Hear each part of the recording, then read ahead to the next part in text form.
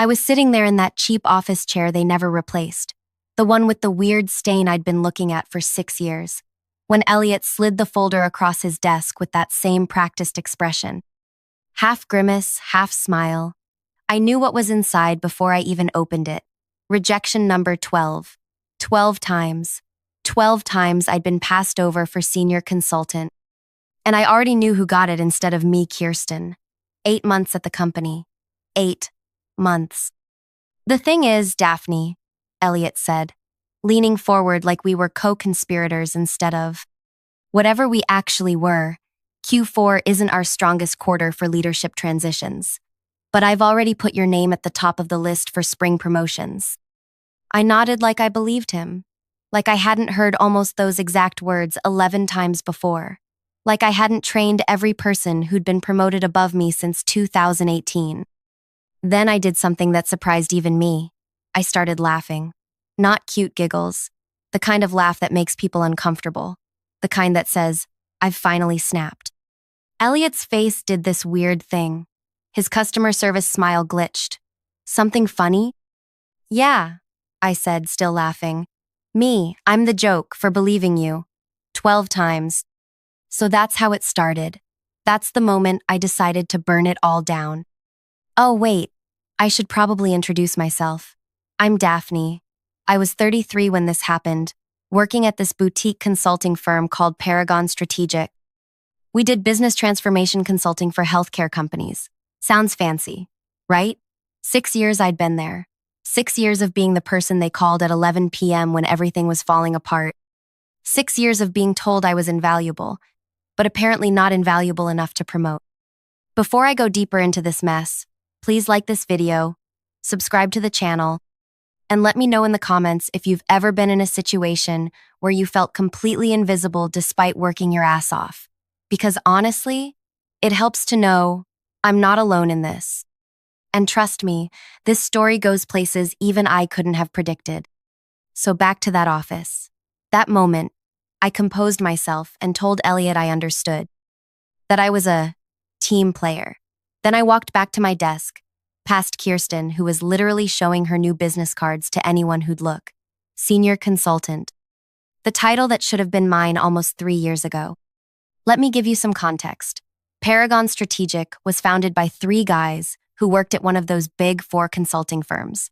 They had this whole, we're different, we're family shtick. Elliot was employee number 6. I was employee 23, hired when they were still trying to prove themselves. I automated half their reporting systems. I saved their biggest account, Healspace Regional, when our project manager quit mid-implementation. I routinely worked 60-hour weeks. I delivered. Every single time. And it wasn't just that they didn't promote me. They'd tell me why. Always something different. You need more client-facing experience. So I'd get that experience. You need to demonstrate more leadership. So I'd lead a team. You need more technical expertise. So I'd get certified in whatever new system they were implementing. And after I'd check each box, they'd move the goalposts. Again, and again, and again. Meanwhile, they promoted people around me. Brody, who missed deadlines constantly but played golf with Elliot. Vivian, who couldn't build a basic reporting dashboard without my help but was best friends with our director of consulting. And now Kirsten, whose main qualification seemed to be that she went to the same business school as our CEO. I used to wonder what was wrong with me. Was I not charming enough? Not political enough? Wrong gender? Wrong background? I spent so much time trying to crack the code. But sitting there that day, watching Kirsten parade around with her new title, something just clicked. There was no code to crack. The system was just rigged. Not just against me, but against anyone who actually believed merit mattered. That night, I went home and cried. Like, ugly cried. The kind where you're sitting on your bathroom floor at 2 a.m. wondering how you became this person. I called my sister Renee, and she listened to me rant for an hour. Then she said something that changed everything. So quit. I can't just quit, I said. I've invested 6 years. That's just sunk cost fallacy talking, she said. Renee's an economist. She's always diagnosing my life problems with economic theories. It's not that simple, I argued. The job market is tight and I need— No, Daph, she interrupted. I didn't say find another job. I said quit. As in, stop giving them your best. Stop caring. Stop trying to earn the approval of people who clearly have no intention of giving it to you. I sat with that for a minute. That's not who I am, I finally said. Maybe it's who you need to become, she replied. I couldn't sleep that night. I kept thinking about what Renee said, about how I'd spent 6 years trying to prove myself to people who had already decided not to see me. And something hardened inside me. A plan started forming. See, I knew things. I knew how everything at Paragon actually worked, not how they claimed it worked in their fancy pitch decks. I knew which clients were on the edge of leaving. I knew which projects were behind schedule. I knew where all the bodies were buried, metaphorically speaking. And most importantly, I knew that despite being denied a promotion 12 times, I was the glue holding at least 5 major client relationships together. The next morning, I went to work like normal. I smiled at Elliot in the hallway. I congratulated Kirsten. I answered frantic emails from project teams. But something had changed. For the first time in 6 years, I wasn't trying to impress anyone. Instead, I started documenting. Everything. Every process I'd created. Every workaround I'd invented. Every client relationship I'd salvaged. I organized it all into a private digital notebook. Not company property. My property. Then I created what I called my indispensability map. It was a detailed analysis of exactly how much the company depended on me, where the critical dependencies were, and this is important, which clients had relationships with me specifically rather than with Paragon as a whole. You might be thinking this sounds calculated, cold even. And you know what? You're right.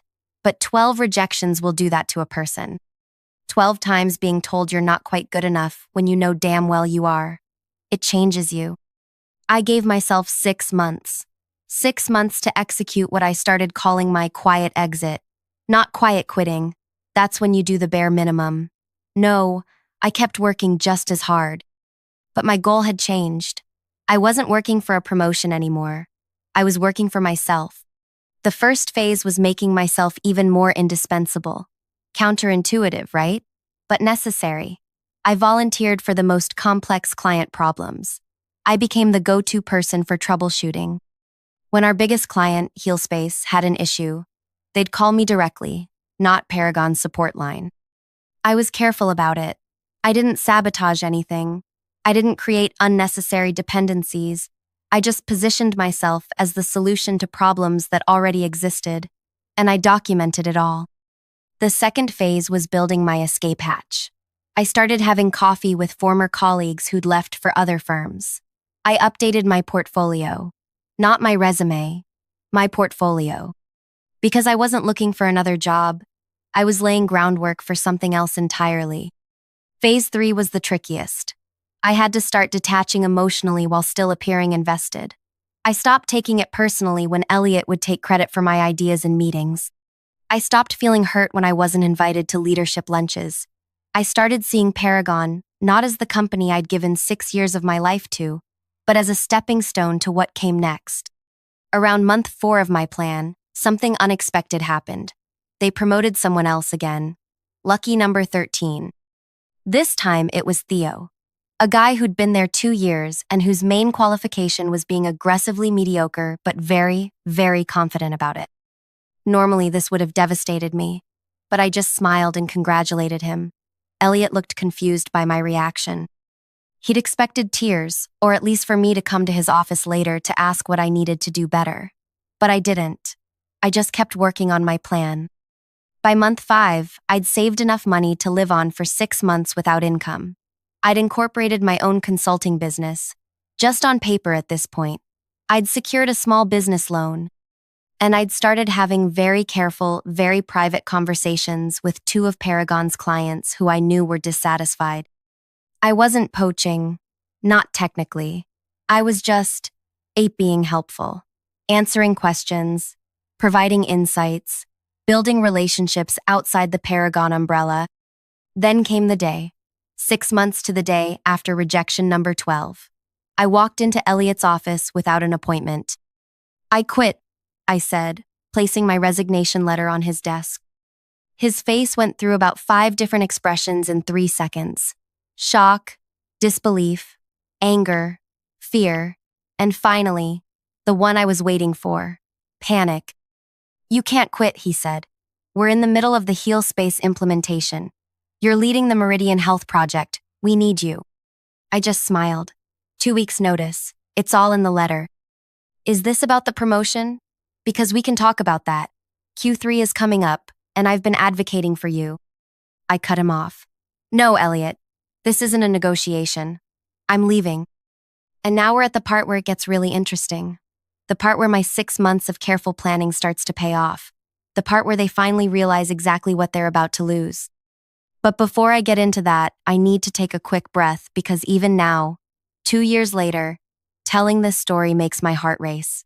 Makes me remember how terrified I was, how close I came to backing down, how many times I almost convinced myself to stay in that comfortable misery rather than risk everything on myself. So, do you want to hear what happened next? How they reacted when they realized what I'd done? How my revenge wasn't just sweet, it was sustainable. Because trust me, watching them beg was just the beginning. The 2 weeks after I quit were absolute chaos. I've never seen a workplace implode so spectacularly, and I had front row seats to the whole thing. First, Elliot tried to convince the partners that they could easily replace me. Called an emergency leadership meeting, which, ironically, I wasn't invited to, where he apparently said, "Daphne's contributions have been valuable, but we have strong systems in place." That's when they started discovering just how wrong he was. See, I hadn't realized how much of Paragon's infrastructure I'd quietly built over the years. All those late nights fixing things nobody else wanted to deal with. All those workarounds I'd created because the official processes were garbage.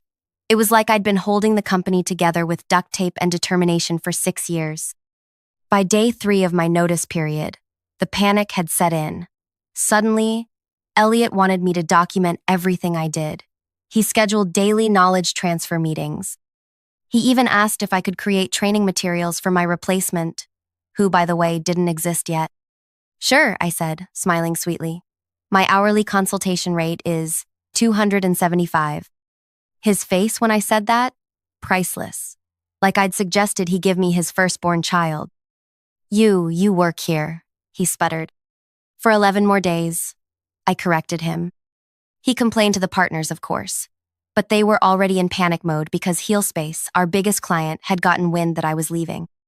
Their CIO, Lorraine, had called Paragon's CEO directly. I only know this because the CEO's assistant, Ren, told me over lunch. She said, and I quote, "If Daphne's not on our account, we need to revisit our contract," Ren whispered across the table. I've never seen Vernon sweat like that. By the end of the first week, they made their first offer. Elliot called me into his office where he sat with Vernon, the CEO. "We've been discussing your value to the company," Vernon said. Like this was a revelation and not something I'd been trying to tell them for 6 years. "We'd like to offer you the senior consultant position, effective immediately, with a 15% raise." I almost laughed. The promotion I'd been begging for, suddenly available now that I was walking out the door. "I appreciate the offer," I said, "but I've already made other arrangements." They looked shocked, like the idea that I might have options beyond Paragon had never occurred to them. "What would it take?" Vernon asked. "We can go to 20% on the raise." "It's not about money," I said, which was both true and not true. Of course, it was partly about money. I'd been underpaid for years, but it was more about respect, about recognition, about not spending another day in a place that had shown me 12 separate times that they didn't value me. By the beginning of the second week, things got desperate. Systems were breaking that only I knew how to fix. Clients were calling, asking specifically for me. The Meridian Health Project was behind schedule, and nobody could figure out the custom reporting dashboard I'd built. That's when they made their second offer. Senior manager skipping a level entirely, with a 30% raise and a seat on the leadership team. I declined again. "You're being unreasonable," Elliot said, his fake smile completely gone now. We're trying to make this right. 6 years, Elliot, I replied. You had 6 years to make it right. By day 10, Vernon himself came to my desk. He looked like he hadn't slept in days. Name your price, he said quietly. Whatever you want. Director level. Choose your projects. Work from home. Just stay. For a split second, I wavered. Director level would have been beyond anything I'd ever dreamed of at Paragon. The money would be life-changing. The power to choose my own projects was tempting. But then, I remembered. 12 rejections. 12 times being told I wasn't quite good enough. 12 times watching someone less qualified walk away with the promotion I deserved. I'm sorry, I said, but my mind is made up. On my last day, I did something that surprised even me. I was professional. I handed over everything they'd asked for. All the documentation, all the contact information, all the project status updates. I didn't burn bridges. I didn't sabotage anything. I just left. As I was walking out, carrying my sad little box of desk plants and coffee mugs, Elliot stopped me in the lobby. You're making a mistake, he said. You won't last 6 months on your own. I just smiled. Watch me. Here's where the story shifts. Because my revenge wasn't quitting dramatically or making them panic, though, that was satisfying. My revenge was what came next. Remember those 2 dissatisfied clients I mentioned?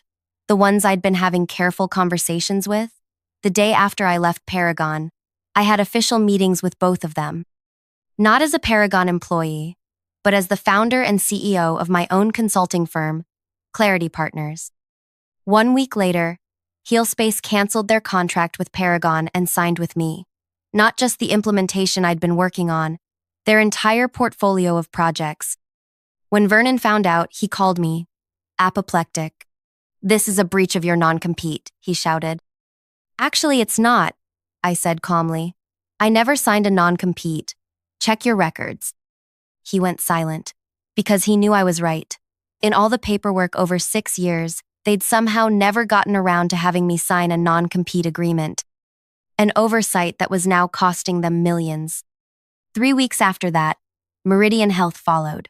Their COO told me later that when they called Paragon to cancel, Vernon offered to slash their rates by 40%. They declined. By month 3, I had 5 clients, 3 from Paragon and 2 new ones through referrals. I was making triple what I'd made at Paragon. I hired my first employee, Tanya, a brilliant analyst who'd been overlooked at her previous firm. The best part? I didn't have to work 60-hour weeks anymore. I set boundaries. I charged what I was worth. I built systems that worked from the start instead of patching broken ones. At month 5, something unexpected happened. Kirsten, remember her? Promotion number 12? Reached out to me on LinkedIn. She wanted to meet for coffee. I'm miserable, she confessed, stirring her latte nervously. Everything's falling apart there. Nobody knows what they're doing. The HealSpace account is a disaster. Elliot blames everyone but himself. I nodded sympathetically. None of this surprised me. They talk about you like you're the bogeyman, she continued. Vernon actually banned anyone from saying your name in meetings, but they also can't stop talking about how things worked when you were there.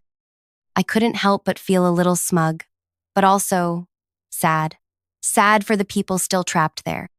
Sad for the 6 years I'd wasted trying to prove myself to people who were never going to see my value. Why are you telling me this? I asked her. She took a deep breath. I want to work for you. I nearly choked on my coffee. Excuse me?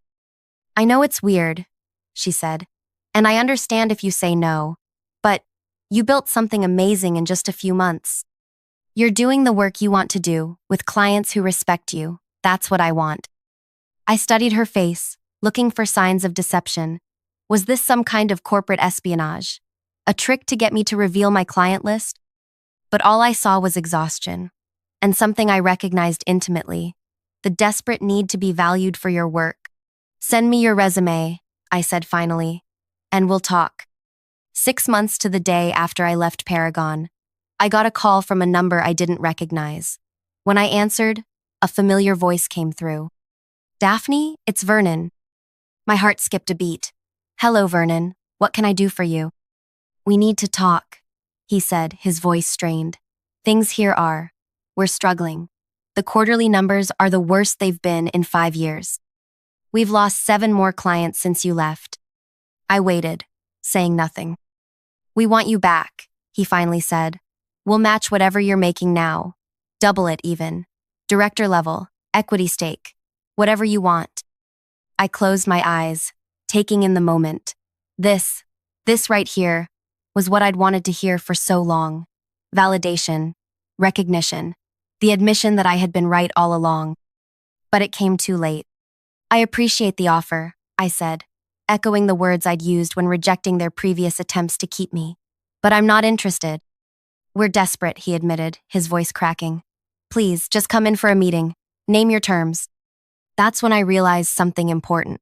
My revenge fantasy had always ended with them begging me to come back and me triumphantly accepting on my terms. But now that it was actually happening, I discovered I didn't want to go back. Not for any amount of money, not for any title. Because I'd built something better, something that was mine. I'm sorry, Vernon, I said, and I was surprised to find I actually meant it. But I've moved on, and you should too. After I hung up, I sat at my desk, my real desk, in my real office, with my company name on the door, and I cried. Not sad tears, not angry ones. Relief, release. The final letting go of 6 years of feeling not quite good enough. Today, Clarity Partners has 17 employees. We've doubled our revenue each year for the past 2 years. We're selective about our clients, our projects, and most importantly, how we treat our people. Kirsten is now my director of client services. Turns out, when she's not trapped in a toxic workplace, she's actually brilliant. Tanya runs our analytics division. We even hired Ren, Vernon's former assistant, as our operations manager. Paragon? They're still in business, but they've downsized dramatically. Elliot was let go last year. Vernon reached out again 6 months ago, this time proposing a merger. I declined politely. The revenge wasn't in watching them struggle. It wasn't even in building something successful of my own. The real revenge was discovering that I never needed their validation in the first place. That I could value myself even when they didn't. The 12 rejections? They were actually 12 redirections, pushing me toward where I was supposed to be all along. So if you're sitting there right now, feeling overlooked or undervalued or stuck in a place that doesn't recognize what you bring to the table, please hear me. You don't have to set yourself on fire to keep other people warm. You don't have to keep auditioning for people who have already decided not to cast you. Sometimes the best revenge isn't about getting even. It's about getting free. And look, I know this story might seem too perfect, too neat, but I promise you it's real. I have the battle scars and the tax returns to prove it. If you connected with any part of this story, please hit that like button and subscribe to the channel.